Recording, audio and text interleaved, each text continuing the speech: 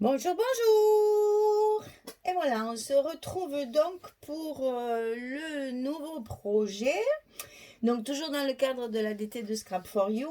Cette fois, on va utiliser le kit que je vous ai déjà présenté sur Pink Christmas de Stamperia. Alors vous savez, on avait dit que c'était un ancien papier qu'on avait réédité cette année, enfin que Stamperia avait réédité cette année. Alors j'ai ressorti celui de l'année dernière pour vous montrer que quand même c'est pas tout à fait le même. Dans les tons c'était pareil, ça s'appelait Sweet Christmas.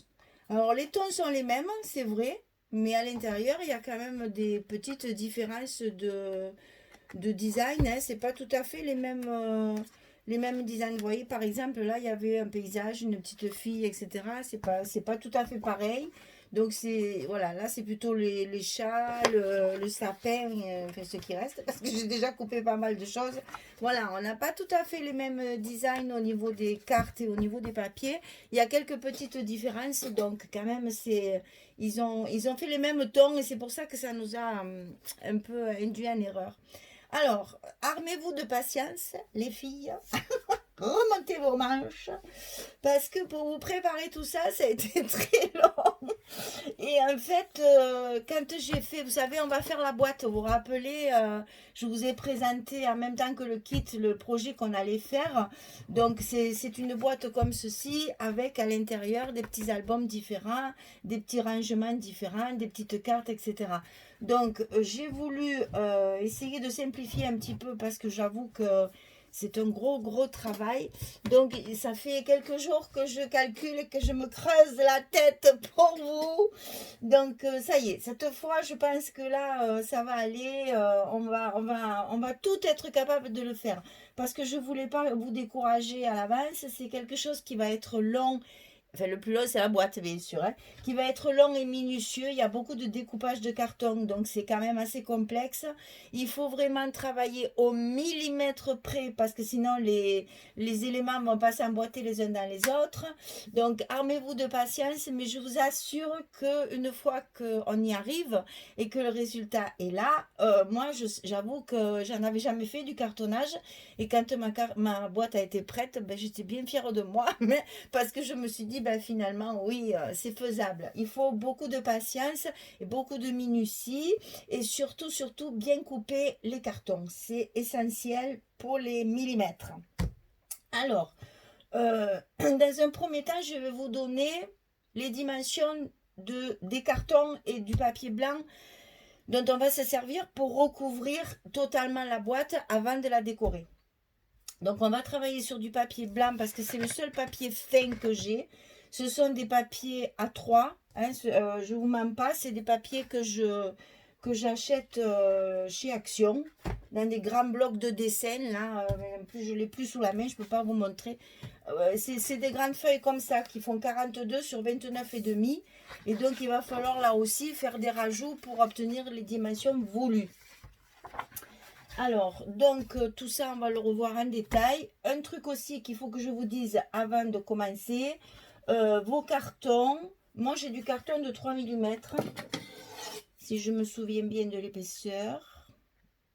C'est ça, 3 mm. Donc, ces cartons-là, pour les couper, il faut une règle en fer et un gros cutter. Et du muscle.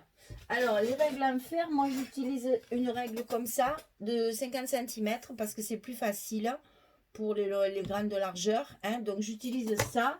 Et pour le cutter, alors j'avais au départ, je vais tout vous dire. Hein, au départ, j'avais ce que tout le monde a à la maison, quoi, un cutter comme ceci. Mais alors, franchement, je vais allumer. Attendez, hein, parce que là, il n'y a pas assez de lumière. Ça m'embête un peu. Voilà. Donc j'avais ça et ça alors pour couper le carton. Enfin, moi je suis pas douée peut-être, mais avec ça je suis pas arrivée. Donc j'ai acheté le cutter de compétition. Ça se trouve dans un site. D'ailleurs c'est là où on achète la cartonnette aussi. C'est dans le site l'éclat de verre. Je vous en avais déjà parlé. On a le site des 10 doigts pour les papiers, les grandes feuilles de papier 50-70. Et on va sur le site l'éclat de verre pour commander tout ce qui est carton. La règle aussi, je l'ai acheté là. et ce cutter aussi. Alors, je dis cutter de compétition parce qu'il est lourd, mais alors franchement, ça c'est du matériel de pro. Et moi qui n'ai pas de force ni dans les bras ni dans les mains, j'avoue que même avec ça, j'y arrive. Donc je pense que la plus petite petit bras doit y arriver aussi parce que je suis arrivée, donc il n'y a pas de souci. Alors voilà comment il se comporte. Il est vendu avec d'autres lames de recharge et de rechange, pardon. Et puis pour couper les cartons en plusieurs fois comme ça se fait assez facilement. On n'a pas besoin d'avoir les biceps de Hulk et de Schwarzenegger, hein. On y arrive facilement. Donc voilà, ça j'allais dire, c'est les produits phares dont je me sers souvent pour couper les gros trucs parce que ben toujours pareil, quand on en fait qu'un par an ça va, mais quand on en fait un tous les 15 jours, évidemment il faut après avoir du matériel un peu pro, j'allais dire, pour se faciliter le travail. Voilà, donc ça c'était une chose. Deuxième chose, pour pouvoir assembler tous ces morceaux là, j'utilise le scotch craft que j'utilise aussi pour mes couvertures d'albums, vous savez, pour les relier. Donc ça c'est pareil, ben action, hein, voilà comment il est au départ quand je l'achète. C'est au rayon bricolage. Je le dis à l'écran parce que au début j'avais un peu, j'aime pas trop faire la publicité pour ce genre de magasin parce que ben on est tous les mêmes, hein. On aime bien quand même faire travailler nos produits français. Bon là malheureusement ben il faut penser aussi à l'utilisation. C'est un scotch qu'on voit pas. C'est pas quelque chose de vraiment, voilà. Donc, ben, autant faire des économies sur ce genre de produit. Donc, ben oui, ça c'est action. J'aime pas trop ce magasin par goût, j'aime pas trop parce qu'ils vendent vraiment un gros caca, un gros caca, un gros caca. Parce que franchement, il n'y a pas grand-chose de solide ni de bien de qualité, hein. Mais bon, pour ce genre d'utilisation, j'avoue que c'est largement suffisant. Donc, j'utilise ça, mais quand même, on va coller. Et alors là, pour faire le cartonnage, il suffit pas de faire pouf, pouf, pouf, là. Vous savez, comme je fais sur mes papiers, je fais bien le tour avec mes papiers, puis j'en mets un peu au milieu. Non. Là, je vais en mettre, et après, pour que le papier, le carton, pour que tout, enfin là, au niveau du cartonnage, non, puisqu'on va mettre qu'au bord, mais quand on va faire les grandes surfaces, j'utilise un pinceau large comme ça pour étaler ma colle. Parce que je veux qu'il y ait de la colle partout, y compris sur les arêtes des cartons, y compris dans les coins. Enfin, il faut bien l'étaler pour qu'il n'y ait pas de paquet et pour qu'après le papier ne gondole pas. Alors, je sais qu'il y a des adeptes du scotch. Maintenant, dans le cartonnage, Dieu sait si j'ai regardé beaucoup de vidéos. Et dans toutes les vidéos que j'ai vues, c'est uniquement fait avec de la colle. Alors, utilisez également de la bonne colle. Parce que si vous mettez de la colle de bureau avec qui est pleine d'eau, ça va gondoler, ça ne va pas faire joli. Là, vous voyez, en mettant de la colle bien partout, ça fait un résultat quand même très propre. Et ben, regardez-la bien parce que elle est vendue, donc elle va partir. Et donc, je vous la montre encore aujourd'hui parce que je ne voulais pas non plus faire attendre trop la personne qui me l'a achetée. Donc, elle va partir lundi. Je vais la faire partir à la poste. Donc, vous voyez, il y a une pochette à l'intérieur avec des petites choses à faire dedans. Et puis, je vous rappelle qu'il y a l'enveloppe. On va faire ça vite, hein. La petite carte comme ça. La petite pochette dans ce sens-là. L'album le plus gros qui est comme ceci avec toutes les choses à l'intérieur. Je fais ça rapidement. Celui-ci aussi. Et le petit accordéon comme ça qui va nous servir pour faire avec des photos 10-15 cette fois, hein. J'ai tout adapté en photo 10-15 puisqu'on n'a pas de petite carte carrée comme ça pour tout faire. Alors, donc ici, regardez-la bien. Elle va partir. Allez, au revoir. Bonjour Marie. Elle va arriver Marie, elle va arriver. Donc voilà, je vais vous donner la dimension de tous les cartons et du papier qu'il faut pour recouvrir les cartons. Après, selon le temps que j'aurai mis pour faire tout ça, il est possible que je m'arrête là pour qu'on puisse avoir le temps après dans une vidéo de faire que le montage. Donc pour l'instant, je vais vous donner toutes les dimensions parce qu'il y a quand même un gros travail de découpe et je ferai le montage après dans une autre vidéo pour que je suis sûre d'avoir 35 minutes et que j'aurai le temps de bien détailler le travail. Alors, la boîte, elle se compose d'abord du socle, en fait, de la boîte elle-même, du couvercle et des papiers pour recouvrir tout ça. Donc, la boîte en elle-même, elle fait, c'est un carré de 22 sur 22. Attention, c'est pas 22,1, méfiez-vous, hein, j'insiste sur le fait qu'il faut vraiment être juste au niveau des millimètres, parce que là, on est au millimètre près. Hein. Donc, 22 sur 22, ça c'est pour le fond de boîte. Ensuite, vous allez couper deux cartons de 22 cm sur 7 de hauteur. On en coupe deux. C'est pour les mettre comme ceci. Ceux-là, je vous fais remarquer qu'ils vont donc bien jusqu'au bord. Par contre, après, les morceaux qui vont venir se mettre ici, il va falloir tenir compte de l'épaisseur du carton ici et ici. Donc, on coupe 2 fois 22 sur 7 et 2 fois 21,4 sur 7. 21,4 sur 7. On le coupe 2 fois. Quand vous monterez, je vous le redirai, les plus longs, les 22 vont être face à face pour que les 21,4 soient face à face.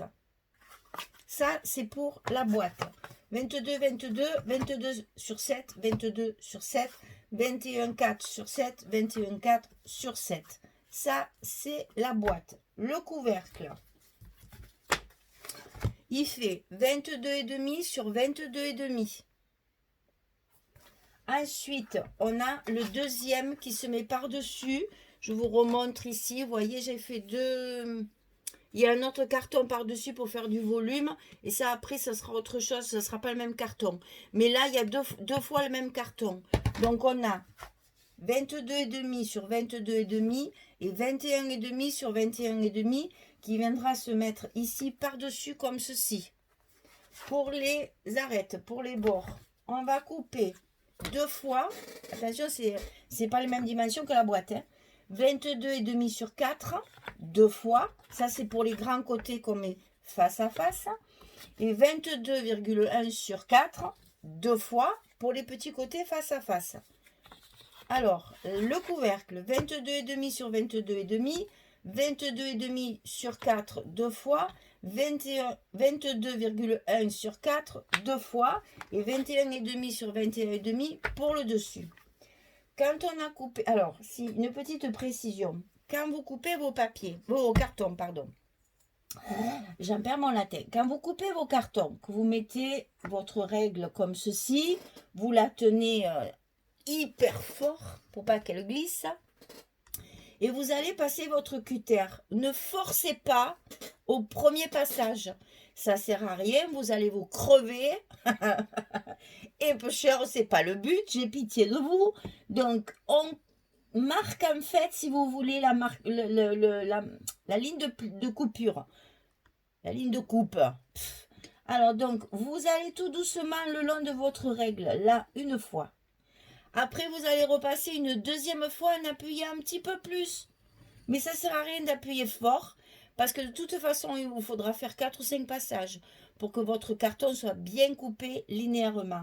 Je vous explique ça pourquoi.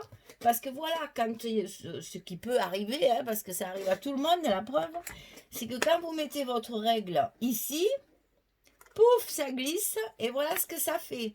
Vous avez une coupure, moi ça m'est arrivé, c'est pour ça que je vous le montre, hein, justement. C'est que voilà ce que ça peut faire. Et ça, au début, on se dit, oh, c'est pas bien grave. Eh bien si, ça va l'être, parce que ça va nous embêter tout le long de notre montage de papier et de papier fantaisie. Et puis ça ne va pas adhérer au niveau de la surface du carton. Il faut que ce soit bien droit. Et j'insiste encore en vous disant que si vous avez des cartons qui sont comme celui-ci, vous voyez, je vous montre, je ne sais pas si, là, peut-être comme ça, il y a des petites peluches comme ceci, vous voyez, ou ici aussi, on en voit un petit peu. Alors moi, ce que je fais, c'est que je prends une lime à ongles, hein, une lime à ongles qui a bien vécu, et je vais limer mes arêtes comme ceci, pour faire justement partir Attention, n'appuyez pas trop fort, sinon vous enlevez 1 millimètre. Hein. Il faut que ce soit une lime qui soit quand même relativement douce. Et vous n'hésitez pas à poncer vos arêtes. Vous voyez là aussi dans les coins. Ça va nous gêner après. Ça va nous embêter ce petit machin-là. Alors on l'enlève. Allez, on n'hésite pas. On prend son temps parce que c'est ce qui va après nous faciliter le montage. Il ne faut plus du tout qu'il y ait ce genre de petite aspérité qui va nous gêner quand on va recouvrir la boîte avec notre papier blanc. Parce que ça va faire des petits coins pas propres et ce ne sera pas très joli. Donc on n'hésite pas, on y va tout doucement. On fait tomber toutes ces petites poussières de carton qui inévitablement se forment quand on coupe. Ça c'est obligé. C'est du carton compressé, donc forcément, je fais plein de poussière. Voilà, et donc vous n'hésitez pas à passer sur vos arêtes, bien comme il faut, pour que tout soit bien. Vous voyez là aussi, il y en a un petit peu, là. Donc allez, on va limer pour le faire partir, pour essayer de uniformiser bien mes arêtes. Voilà, comme ça c'est bien propre. Là il y en a encore un, je sais pas si je... oui voilà, là vous voyez bien. Donc c'est pareil, j'hésite pas, je le lime doucement net. Et quand je dis doucement net, c'est doucement doucement. Et puis je fais attention à ce qu'il n'y ait plus ce genre de petits défauts qui après vont m'embêter quand je vais recouvrir de papier. Et ça sera... Celui-là, il est récalcitrant. Surtout dans les angles comme ça, vous voyez, ça va gêner terriblement. Parce que quand on va mettre le papier, ça va faire une aspérité et ça sera pas beau. Donc, il faut bien vérifier que tout votre papier soit bien limé de partout, bien propre, que les arêtes soient bien lisses et qu'il n'y ait plus de petits morceaux comme ça qui dépassent à droite, à gauche. Normalement, je les avais tous faits. Ah, et là, il y a encore un petit peu. Donc, allez, on fait un peu d'un côté, un peu de l'autre. Et on fait disparaître toutes ces aspérités qui vont après nous gêner pour l'assemblage. Déjà dans le scotch et ensuite dans le papier. Voilà. Donc, quand tout ça, c'est bien propre et que c'est bien fait, eh bien, vous pouvez continuer pour recouvrir tout ça. Alors, pour recouvrir, on va lever tout ça du milieu. Pour recouvrir la boîte, c'est-à-dire celle qui fait 22 sur 22, il va vous falloir un grand papier de 50 sur 50. Alors là, j'ai fait du collage. Alors, attention, quand vous faites vos assemblages de feuilles, ne mettez pas du scotch, parce que ça va se décoller, ça ne tiendra pas. Moi, enfin du scotch de bureau, je veux dire. Hein. Si vous utilisez le double face, vous pouvez mettre du double face. Bien entendu, c'est fait exprès pour le scrap. Mais pas éviter le scotch de bureau qu'on a tout pour faire nos paquets cadeaux, etc. Ça ne vous en servez pas parce que d'abord, ça va faire une épaisseur. Ça ne sera pas joli puisque vous ne pourrez pas le mettre dessous. Et en plus, ça ne va pas tenir. Dans le temps, ça va se décoller. Donc, moi, j'utilise toujours ma taille bleue pour faire ça. Et donc, il vous faut faire une feuille de 50 sur 50. Donc là, j'ai collé 2 feuilles dans le sens de la longueur. Et après, j'ai rajouté 2 bandes ici. Donc, vous voyez, c'est du travail de puzzle, en fait, hein, pour arriver à avoir 50 sur 50. Après, on collera notre boîte et on aura la possibilité de recouvrir comme ça le fond. Ensuite, ça va remonter sur les faces comme ça. Et ça va se plier pour arriver à recouvrir. Je ne vais pas trop les plier pour l'instant.